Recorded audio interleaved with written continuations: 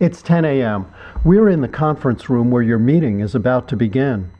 You're ready to present your company's digital transformation strategy, which is named Lead the World. Your boss is on the right and the project manager is on the left. The CEO and senior executives of your company's business units are also there, but they are virtual. They're actually in their offices around the world, and many of their senior staff are also sitting in. You begin with a market projection. As you know, we're in the supply chain business with logistics, software, and services. For market size, here's McKinsey data. In 2012, the global flows of goods, services, and associated financing was $26 trillion. By 2025, globalization will increase these to $54 trillion to $85 trillion. To start, we supplied clients with pre-configured networks of shared spaces. This shows the general starting condition that includes the whole supply chain from suppliers through consumers. As each of our clients identified its core issues, we then developed use cases and specific shared space networks that solved specific problems. We also added active knowledge to raise the performance of every person as they did tasks and steps. For example, this network fits just-in-time manufacturing to solve parts shortages. When a line stoppage happens, these pre-configured shared spaces are ready to go. A virtual team of 5 first responders is at the center. Each of them uses their own shared spaces to tackle the problem in real time. This was developed at some of the world's most advanced plants, like this one. An example problem was when a quality inspection found the wrong size bolt being used on the car's axles.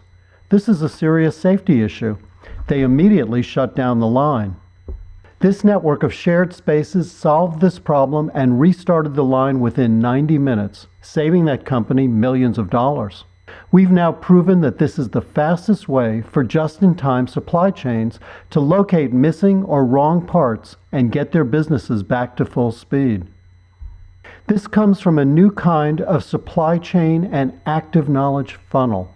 For the first time, as the supply chain operates, we're learning the exact steps where both businesses and people succeed and fail at the same time that they are working.